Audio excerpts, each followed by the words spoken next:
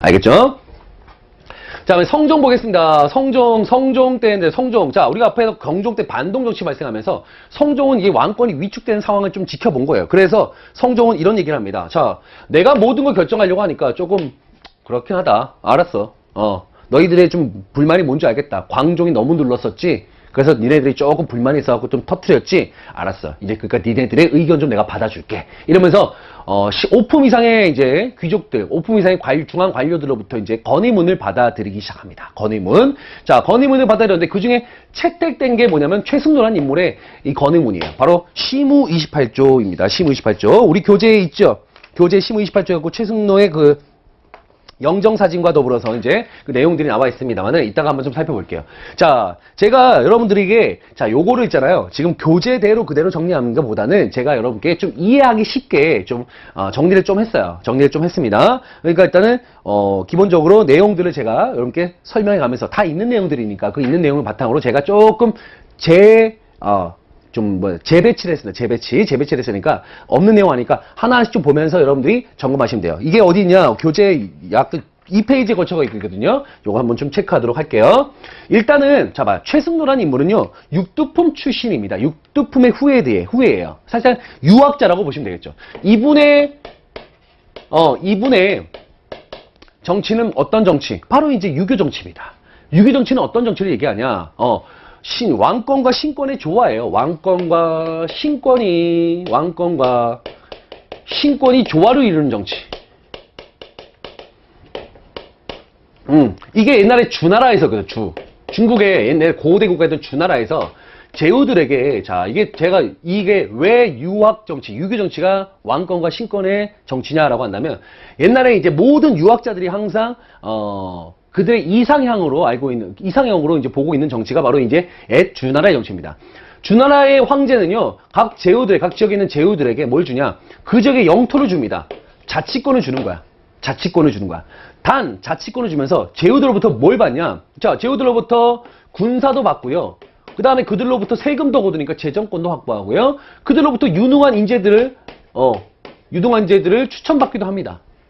그쵸? 그 한마디로 뭐냐면 유능한 인재 추천받는 거 인사권, 그들로부터 세금을 거두는 거 재정권, 그들로부터 군사를 지원받는 거 군사권. 그러면서 주나라 황실은 그런 식으로 군사권, 인사권, 재정권을 받으면서 그들에게 뭘 준다? 차치권을 준다라는 거죠. 그러니까 왕권은 챙기면서도 이 신권의 어떤 그런 신권들의 어느 정도 신권의 범위도 어느 정도 허용해 주는 거죠. 자치권을 주는 거니까. 이걸 뭐라고 한다? 신권과 왕권의 조화. 왕권과 신권의 조화라고 하는 거예요. 이거를 가장 이제 그 뒤에 갔던 춘추전국 시대 때 유학자였던 공자님이 이런 얘기한 거죠. 이때가 참 좋은 정치였어. 이때 정치를 회복하기 위해서는 인과 예를 갖춰야 돼. 이러면서 당시 제자백 가운데 유가라고 하는 사상을 내놓기 시작한 거죠. 그게 바로 이제 유학의 시초 원시 유학이 되는 거예요. 알겠죠? 그러니까 유학자들은 항상 이 시기를 항상 꿈의 정치, 꿈의 이상향으로 생각한다. 그렇기 때문에 유교 정치는 왕권과 신권의 조화로운 정치를 얘기한다. 바로 그 최승로가 바로 이런 정치를 추구하기 위한 건의문을 이제 실어갖고 성종에게로부터 통과를 받은 거죠. 그렇죠? 자, 하나씩 보겠습니다. 요거는 뒷페이지 가면 있을 거예요. 거기 보면 문화정책이 나오는데 일단 볼게요. 유교 통치를 하려면 뭐 해야 돼요? 공부를 해야 됩니다. 브레인들을 등용해야 돼요. 그러려면은 공부를 하고 과거시험 보게 해야 되는데, 과거시험 했잖아요, 누가. 광종이 과거시험을 치렀잖아. 그런데, 광종이 과거시험 치렀지만, 자, 광종을 특히 비판해요. 자, 특히 여기서는 최승로가 시무 28조라는 건의문을 제시하면서 누구를 비판한다? 광종을 비판적으로 바라본다. 그 광종을 비판했던 그 대표적인 내용의 건의문이 5조 정적평이라고 있어요. 우리 교재에 있죠? 5조 정적평. 5조.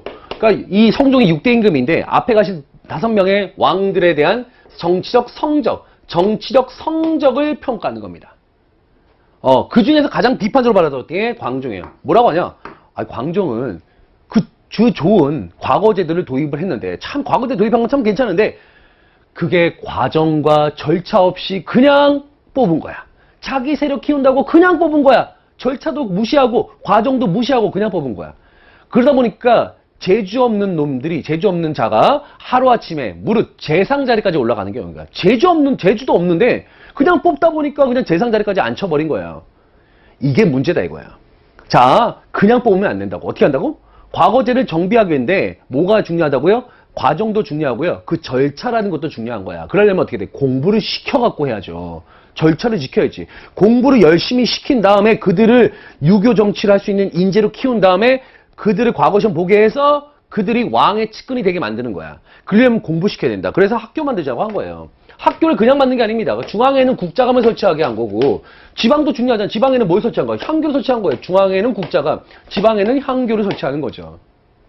근데 중앙에는 선생님들이 많지만 지방에는 선생님들이 없잖아. 그러니까 지방에는 경학박사, 의학박사 같은 박사들을 파견한 겁니다. 그러면서 과거제를 실시하게 하는 거죠. 그러니까 과거제 정비예요. 그렇게 과거 출신자들을 그래서 이렇게 열심히 공부해갖고 과거를 봐갖고 관리가 됐으니까 그들은 우대해둬야지. 능력 있는 자들이거든. 진짜 능력 있는 자들인 거야. 그리고 그들이 과거 관리가 된 다음에도 그냥 두는 게 아니라 매일같이 문신들에게는 월마다 과제도 주면서 맨날 교육을 시켜야 되는 거예요. 그러면은 진짜 고려한 사회가 안정화될 수 있다라고 이제 얘기한 거죠. 그러면서 이들을 통해서 무슨 정치한다? 유교 정치하는 거예요. 유교 정치. 이들을 통해서 유교 정치를 하는 거예요. 알겠죠? 이들을 통해서 유교 정치를 하는 거야. 그런데 이 유교 정치를 하는데 근데 이 불교도 중요하게 여기는 사회 아니야. 고려한 사회는. 그런데 불교는 정치할 때 쓰는 게 아니잖아요. 불교는 뭐라 그래? 불교는 말이야. 정치할 때 하는 게 아니고 불교는 그냥 네 몸을 당대 쓰는 거. 혼자 하는 거예요. 광종이라는 분께서 아까 봤지만 연등의 팔간회 같은 행사를 되게 열심히 했거든. 우리 호족들을 수청하면서 그 과정에서 자신의 어떤 그런 숙청에 대한 부분들을 좀 숨기고 싶었겠죠. 그런 것도 숨기는 차원에서 이런 행사들을 되게 성대하게 개최합니다. 우리 아버지의 유언이다 이러면서 유지다 이러면서 그 태조 왕건의 유지에 따라서 연등의 팔간회를 성대하게 개최합니다. 그러다 보니까 국가 재정이 바닥이 나요. 자, 그러면서 이 최승조가 뭐라고 하냐? 불교 하는 건 나쁘지 않아요. 불교를 하지 말라는 게 아닌데, 이거는 어차피 죽은 다음에 가는 세상을 공부하는 거 아닙니까? 불교라는 게 극락 정토가고, 그쵸? 극락색하고 이런 거기 때문에 이런 것들은 혼자 하시면 됩니다. 몸을 당대 쓰시면 되고요. 정치할 때는요, 치국, 나라를 통치하는 거는 유교로 하는 거죠. 그쵸? 그러면 유교로 하는 거야. 그러니까 이런 돈 들어가는 이런 불교 행사들은 굳이 국가 차원에서 할 필요가 있다 없다? 없어. 혼자 하는 거니까. 그러니까 이런 것들 행사를 하지 말게 합시다라는 거죠. 억불 정책은 아니고요. 불교 행사를 축소한 겁니다. 일시적으로 불교 행사를 축소시키고 폐지했다. 왜? 불교는 혼자 하는 거고 정치는 유교로 하는 거기 때문에, 치국은 유교로 하는 거기 때문에. 알겠죠? 이런 식으로 불교 행사를 축소했던 거는 하나의 유교 정책의 일환으로서 불교는 살짝 행사만 축소하는 방법으로 했다라고 생각하시면 되겠어요. 자, 이런 식으로 여러분들이 기억하셔야 되는 거예요. 알겠죠? 이런 식으로. 그러니까 앞에서 오주정평, 시무28조인데 유교 이념을 강조하면서 불교에 대한 부분들을 하면서 공부할 시키려면 이렇게 절차를 중요시하면서 과정을 거치면서 공부시켜야 된다라는 거죠. 그런 분들이 이제 관리가 될 거 아니야. 그렇죠? 이런 분들이 관리가 될 거 아니야. 그렇죠? 관리가 되신 분들한테 이렇게 뽑은 관리로 하여금 정치 제도를 만들게 하는 거죠. 다 이게 이유예요. 다 흐름입니다. 그런 분들을 대상으로 해서 정치 교육을 시키는 거예요. 이성육부제도, 그쵸? 우리가 뒤에 가서 배웠지만 이성육부제도, 당나라의 삼성육부제를 모방해서 이런 분들을 데리고 뭐 하는 거? 정치를 개혁하는 거고, 이런 각종 기구들을 만들어 나가는 거죠.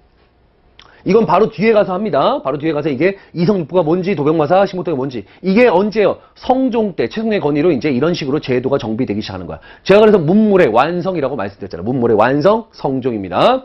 그리고는 지방도 참 왕이 관리하면 좋겠는데, 지방에는 왕이 직접 내려가지 못하니까, 정말 중요한 지역에는 왕의 심부름꾼을 보내자 이거죠.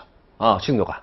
그래서 청컨대 뭘 두라고? 외관을 두옵소서. 청컨대 외관을 두옵소서. 외관을 두어서 왕이 직접 내려가지 못하니 그 요충지에 왕의 대리인, 왕의 심부름꾼을 보내서 그곳을 관리해야 되는데 모든 지역을 관리할 수 없으니 일단은 12목에만 12곳에만 지방관, 즉 외관을 두옵소서라고 하는 겁니다. 이런 식으로 중앙의 제도도 정비하고 지방의 관리도 파견하면서 하는 거죠. 이렇게 뽑힌 분들, 똑똑한 분들 아니야. 그런 분들 가지고 이제 제도를 갖고 중앙이든 지방이든 정비하는 겁니다. 됐죠? 그리고 아까 봤지만 이제는 이런 식으로 중앙 관료들을 흡수한 거야. 이제 호족들을 적으로 만들면 안 돼. 호족들을 적으로 만들면 안 되고 이들을 중앙 관료로 내가 흡수하는 거죠. 광종은 뭐 한 거야? 광종은 그들을 적으로 만들었었거든. 그들을 숙청하면서 적으로 만들었는데 적으로 만들 게 아니고요. 그들을 중앙 관료로 흡수시키는 겁니다. 그런 다음에 근데 좀 급이 낮으시거나 아니면은 중앙으로 올라오는데 약간 좀, 거부하시는 분들은, 이거 지방에 머무시게 하려고. 이제, 지방에 머무세요. 당신은 이제 그럼 호족이 아니고 이제 향리입니다 하면서 향리 제도를 두는 거예요. 그래서 이들과 이들은 어떻게 한 거야? 중앙과 지방으로 구분해버리는 거죠. 구분해버리는 겁니다. 정확하게 구분하는 거죠. 이제는. 그렇죠? 호족들은 이제 그냥 호족이 아닌 중앙관료와 지방으로, 구분하는 그런 모습들. 향리 제도를 둔다. 알겠죠? 자, 거기다가 이런 식으로 향리 제도만 둔 게 아니고 문상계, 무상계. 이건 조금 중요한 부분이야. 심화예요. 심화. 중요하다기보다는 심화적인 부분인데 문상계, 무상계 뭐냐면요. 한마디로 이런 중앙 관료하고 이 지방에 있는 향리뿐만 아니고 거기에 플러스 알파 지방에 있는 세력들이 있거든요. 이런 분들을 확실하게 구분하자 갖고 여기 있는 분들에게는 문상계, 여기에는 중앙에 있는 문신에다가 무신들도 여기에 포함됩니다. 알겠죠? 문신. 그 다음에 여기는 무상계 그래가지고 여기는 지방에 있는 뭐 향리라든가 아니면 탐나 왕족 아니면 여진 추장 귀화한 사람들 이런 사람들이 여기다가 두는 거예요. 이런 식으로 이제 문상계, 무상계도 갖고 이제 또 구별하기 시작하는 거죠. 알겠죠? 이런 식으로 그러니까 구분입니다. 중앙과 지방을 구분한다. 이렇게만 알아두시면 되겠어요. 알겠죠? 한마디로 정확하게 이제 서열을 매기는 겁니다. 중앙과 지방에 대한 서열, 확실한 구분, 이런 거 기준 마련한다. 그래서 이걸 확리제도 뒀고 문상계, 무상계 이런 것들까지 정리하시면 되겠고요. 자, 민생안정책 나옵니다. 민생안정책. 그렇죠? 민생들 안정시킬 필요가 있겠죠? 그래서 자, 우리 거기 나올 겁니다. 교재 보면 경제, 사회, 문화정책 나오는데 경제정책 보시면은 자모정식법 나올 거예요. 자모정식법. 자모정식법. 이거는 이제 우리가 좀 볼 텐데 이 뜻이 뭐냐면요. 자모, 이자가 한마디로 과도한 고리대 금지인데 딱 이름 그대로입니다. 이자가 엄마는 여러분들의 뭘까요? 엄마. 어미 못자요. 엄마. 엄마는 여러분들의 원금이야. 원금. 이자가 엄마. 원금 넘어가면 정지, 휴식. 그러니까 원금 이상 많은 돈을 이자로 받지 말라는 얘기겠죠. 자모정식법. 알겠죠? 과도한 거리. 이자가 엄마 넘어가면 어떻게 하고? 정지, 휴식입니다. 자모정식법. 자, 그 다음에 화폐 만들었어요. 자, 권원중보. 자, 중요합니다. 권원중보라는 최초의 철전입니다. 이거 화폐 만드는 이유는 뭘까요? 국가에서 화폐를 만드는 이유는 두 가지예요. 최초입니다. 이거 발행이익금이에요. 우리 10,000원짜리 만들 때 10,000원 안 들어가잖아. 10,000원짜리 만들 때 하면 1,000원 들어갈 거 아니야. 그럼 나머지 9,000원. 어쨌든 10,000원짜리를 만들었고 10,000원에 유통을 시키면 10,000원의 값어치가 있는데 이걸 만들 때는 1,000원밖에 안 들어가니까 국가 입장에서는 9,000원의 이익금을 남기는 거야. 거기다가 이제 화폐가 유통이 되면요. 그냥 일반 물자들이 유통하는 거하고 화폐가 유통하는 거하고는 국가가 이거를 감시하기가 화폐를 유통할 때가 훨씬 쉬워요. 감시하기 쉽고 통제하기 쉽겠죠. 한마디로 경제 통제와 더불어서 이제 발행 이익금을 통해서 재정을 확충하는 거죠. 이게 그래서 권원중보 같은 화폐를 발행하는데 실패하고 말아요. 고려 때는 계속 만들어냅니다만 실패합니다. 자, 흑창을 계산한 겁니다. 아까 봤죠? 흑창을 계산하고 의창을 두었다. 이렇게 보시면 되고 상평창은 항상 평평하게 물가 조절 기간 됩니다. 요거 같은 경우는 어디에 두냐? 일단은 물가가 조절한다는 얘기는 물가가 이제 등락이 왔다 갔다 하는 곳이겠죠? 주로 대도시 겁니다. 그렇죠? 물가. 사람이 살고 별로 많이 살지 않은 지역은 물가가 왔다 갔다 등락이 심하지 않겠죠. 그렇죠? 오케이? 개경과 서경과 시민복 이런 곳에다가 이제 상평창을 설치한다. 그 다음에 아까 봤잖아요. 호족들을 적으로 만들면 안 된다. 광종처럼 적으로 만들면 안 되고 호족들을 어떻게 하라고? 끌어안아야 된다고. 그래서 노비안천법. 해방된 양민들. 아까 노비안건법으로 풀려는 양민들 중에를 다시 어디로? 공신들과 호족들 원래 자리로 돌려보내는 거야. 원래 노비 자리로 다시 돌려보낸다.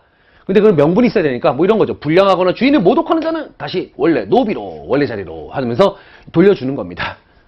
그러니까 공신들한테 야 옛날에 너 노비 광종이 뺏어갔었지? 다시 돌려줄게 이런 거죠. 그들은 이제 어떻게 하는 거야?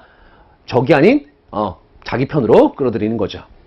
자, 그리고 이거 대외 정책인데 이건 대외인데 우리 뒤에 가서 배우겠지만 거란 1차 침입이 성종 때 처음 있었습니다. 알겠죠? 거란의 1차 침입. 이때 서희가 외교 담판으로 우리 뒤에 가서 자세하게 배우겠지만 외교 담판으로 강동 육조를 획득했다라는 거. 요거는 이제 뒤에 가서 보는데 어쨌든 거란 1차 침략이 언제쯤에 있었다? 성종 때 있었다라는 것까지 이렇게 체크하시면 되겠습니다. 자, 우리가 이제 여기까지가 바로 이제 내용이에요. 뒤에 가면 뭐 목종, 현종 나오거든요. 목종하고 현종 나옵니다. 사실은 제가 이거는 안 하겠습니다. 속종, 명종 안 하는데, 자, 요거는 뭐 개정정식과 있다는데 요런 것들은 사실 지금 시험 문제보다는 그냥 가볍게 그냥 한번 체크하시면 될 것 같습니다. 자, 우리 교재는 여기까지가 나와 있고요. 자, 이렇게 성종 때, 바로 성종 때 이런 체제 정비를 통해서 이제 각종 이제 문물이 정비되는 시기가 오겠죠. 그렇죠? 점차 이제 아까 말씀드렸지만 이렇게 성장했던 관료들은 점차 가문의 가문을 형성하면서 하나의 귀족화가 되어 간다라고 말씀했어요. 점차 가문. 그렇죠? 한 몇 대 가문, 한 3대, 4대, 5대 가문 정도 이어져야지 이제 점차 자기들이 이제 가문 있는 집안이다 얘기할 수 있을 거 아니야. 그렇죠? 그 시간을 지나면서 점차 가문의 가문을 형성하면서 그들은 자기들의 특권을 유지해 가고 보수화되기 시작한다. 맞죠? 자, 그러면 다음 시간에 우리가 뭘 볼 거냐면 통치도 볼 거고 그 다음에 이어진 문벌귀족 사회를 한번 살펴보도록 하겠습니다. 아시겠죠? 자, 그럼 다음 시간에 뵙도록 하겠습니다. 감사합니다.